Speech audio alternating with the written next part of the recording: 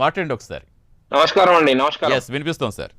Right, Purnachandrarao గారు, ఏం చెప్తారు? నిన్న జరిగిన ఢిల్లీలో జంతర్ మంతర్ వద్ద జరిగిన ధర్నాకు సంబంధించి మీ అభిప్రాయం ఏంటి? ఇప్పుడు మొట్టమొదటి నుంచి స్వాతంత్రం వచ్చిన దగ్గర నుంచి బీసీలకు అన్యాయం జరుగుతూనే ఉందండి. అంబేద్కర్ పుణ్యం అని చెప్పి ఎస్సీ ఎస్టీలకి మనకు రాజ్యాంగంలోనే రిజర్వేషన్లు పొందుపరచడం జరిగింది. అయితే బీసీలకు కూడా రిజర్వేషన్లు ఇవ్వాలని చెప్పి అంబేద్కర్ గారు అడగటం, మరి తర్వాత దానికి మరి నెహ్రూ గవర్నమెంట్ ఒక కమిషన్ వేయటం, దాన్ని ఆ రిపోర్ట్ను బుట్టదాఖలా చేయటం, ఆ తర్వాత కాంగ్రెస్ ఎన్నడూ పట్టించుకోలే. ఈ రోజున ఉమ్మడి ఆంధ్రప్రదేశ్లో బీసీలకు రిజర్వేషన్ అంటూ వచ్చింది 1973లో. రాష్ట్ర ప్రభుత్వం, కాంగ్రెస్ ప్రభుత్వం యథేచ్ఛగా పాలించింది. అయినా కానీ ఇక్కడ రిజర్వేషన్లు ఇవ్వలేదు. సెంటర్లో ఉన్న నెహ్రూ ప్రభుత్వం రిజర్వేషన్ పట్టించుకోలేదు. సో ఎప్పుడు కూడా వ్యతిరేకంగానే పనిచేసింది. ఎప్పుడైతే కాంగ్రెస్ అన్ని రకాల వర్గాలకు దూరం అయిందో, ప్రభుత్వ అధికారానికి దూరం అయిందో, ఈ రోజున బీసీ రిజర్వేషన్ల మంత్రం అనేది పాడుతూ ఉంది, మంత్రం అనేది జపిస్తూ ఉంది, కులగణన అనేది అడుగుతా ఉంది. చెయ్యని వాళ్ళు వాళ్ళే చేయమని అంటున్నారు. ఇదే బీజేపీ ఇప్పుడు కాంగ్రెస్ పాత్ర పోషిస్తుంది. అప్పటి కాంగ్రెస్ కి ఇప్పటి బీజేపీకి తేడా ఏం లేదండి. అప్పటి కాంగ్రెస్ లో ఏ వర్గాలైతే బ్రాహ్మిన్, బనియా, రాజపుట్ల వర్గాలు ఏవైతే చేరి మరి బీసీలకి రిజర్వేషన్లు రాకుండా చేసినాయో, ఇప్పుడు అవే వర్గాలు బీజేపీలో చేరి ఈ రిజర్వేషన్లు రాకుండా చేస్తా ఉన్నాయి. ఓబీసీ ప్రధానమంత్రి అయిన మోడీ, ఆయన బీసీలకు న్యాయం చేసే పరిస్థితి ఏం లేదు. సో ఈ రోజున ఏమైందంటే తెలంగాణలోకి వచ్చేటప్పటికి ఈ రాహుల్ గాంధీ పాలసీకి అనుగుణంగా తాంబూలాలు ఇచ్చాం, తనువు జామండి అన్నట్టు ఒక బీసీ రిజర్వేషన్లు ఇక్కడ చట్టం చేసేసి అక్కడ ఢిల్లీ కోర్టులోకి పంపించేశారు. నేను కూడా ఆయన రేవంత్ రెడ్డి గారు ఏమంటున్నారు, మేము ఇంకా రాము హస్తినకు, అయినను పోయి రావాలి హస్తినకు అనుకున్నాం కాబట్టి వెళ్ళాము, వాళ్ళు చేయరు, మేము మా పని మేము చేశాం కదా అని బీసీలకి మెసేజ్ ఇవ్వడానికి ఆయన ప్రయత్నిస్తున్నాడు.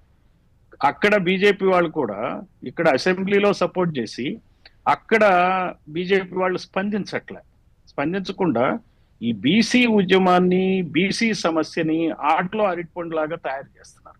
అందువల్ల బీసీలు ఈ రోజున ఈ రెండు పార్టీలని నమ్మటానికే లేదు. అటు కాంగ్రెస్ కానీ లేకపోతే అటు బీజేపీ కానీ నమ్మే పరిస్థితి లేదు. ఇద్దరూ బీసీలను మోసం చేస్తున్నారు. బీసీలు ఇది గమనించాలి.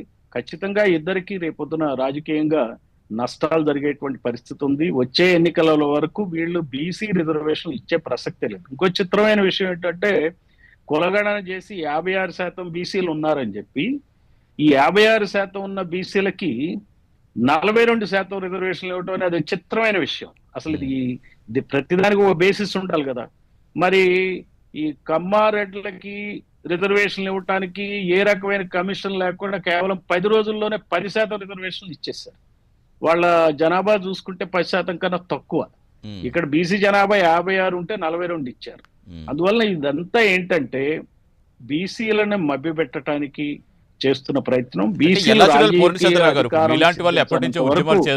నాటకాలు ఇలానే సాగుతూ ఉంటాయి, ఈ నమ్మే కాదు. అనేక మంది నాయకులు మీలాంటి వాళ్ళు ఎప్పటి నుంచి ఉద్యమాలు చేస్తూనే ఉన్నారు. బీసీలకు సంబంధించి ప్రతి ఒక్కరూ అధికారంలోకి వచ్చే ముందు బీసీలకు న్యాయం చేస్తాం, రిజర్వేషన్ బిల్లు కల్పిస్తాం, బీసీలకే ప్రథమ పీట వేస్తాం, బీసీలను ముఖ్యమంత్రిగా చేస్తాం, ఇలాంటి వాగ్దానాలు ఎన్నో వింటూనే ఉన్నాం. అవి కంటిన్యూ అవుతూనే ఉన్నాయి. అంటే ఇక్కడ రాష్ట్రంలో అందరూ మద్దతు ఇచ్చి ఢిల్లీకి వెళ్ళేటప్పటికీ పార్టీలు ఎందుకు వెనుకడుగు వేస్తాయి అనుకోవాలి? వీళ్ళిద్దరు డ్రామా అండి. ఇదే రాజకీయం అంటారు. ఎప్పుడు చిత్తశుద్ధి ఉంటే, ఇప్పుడు కమ్మారెడ్లకి రిజర్వేషన్ 10% ఇవ్వాలని చెప్పి ఈడబ్ల్యూఎస్ ఇవ్వాలని అనుకున్నారు. వాళ్ళకి చిత్తశుద్ధి ఉంది. 10 రోజుల్లో అన్ని ఆమోదాలైన ఎవరైనా చేశారంటే నాకు చెప్పండి. కమ్మారెడ్లు రిజర్వేషన్ కావాలని ఎక్కడన్నా ఆంధ్రప్రదేశ్ లో కానీ తెలంగాణలో కానీ ఎవరన్నా ఉద్యమాలు చేశారండి? నాకు చెప్పండి. మరి వాళ్ళకి 10% రిజర్వేషన్ ఎట్లా లభించింది చెప్పండి. ఈ ఉద్యమాలు చేయించేది ఈ కమ్మారెడ్డి వెలమ కులాలే చేయిస్తాయి ఈ ఉద్యమం. ఇప్పుడు బీఆర్ఎస్ 10 సంవత్సరాల అధికారంలో ఉండి కిమ్మనకుండా కూర్చుంది. ఈ రోజునేమో వాళ్ళు విమర్శిస్తున్నారు. ఇది కుల రాజకీయాలు నడుస్తున్నాయండి, కులాధిపత్య రాజకీయాలు. ఇప్పుడు ఈ రోజున తెలంగాణ అసెంబ్లీలో మీరు చూసుకున్నట్టయితే 119 ఎమ్మెల్యేలకి 19 మందే బీసీలు ఉన్నారు. టికెట్లే ఎవరు బీసీలకి ఇమ్మంటే మీ జనాభా తక్కువ అని చెప్తారు. రెడ్లున్న జనాభానే 21 లక్షలు. కేసీఆర్ చేసిన సర్వే ప్రకారం 21 లక్షలు ఉంటే 40 మంది ఎమ్మెల్యేలు ఉన్నారు. అంటే 50,000కి ఒక ఎమ్మెల్యే. వెలమలు ఉన్నదే 1,02,000, 13 మంది ఎమ్మెల్యేలు ఉన్నారు. అంటే 8,000 మందికి ఒక ఎమ్మెల్యే. మరి ఇక్కడ మున్నూరు కాపులు ఎంతమంది ఉన్నారో చూడండి. మరి 2.5 లక్షలు ఉన్న కమ్మలకి 4 ఎమ్మెల్యేలు ఉన్నారు. 2.5 అంటే 75,000కి ఒక ఎమ్మెల్యే. అసలు ఈ అన్యాయాన్ని బీసీ కులాలు గమనించలేదు. అందరికన్నా ఎక్కువ పాపులేషన్ ఉంది, అందరికన్నా ఎక్కువ 24 లక్షల పాపులేషన్తో ముదిరాజులు ఉన్నారండి.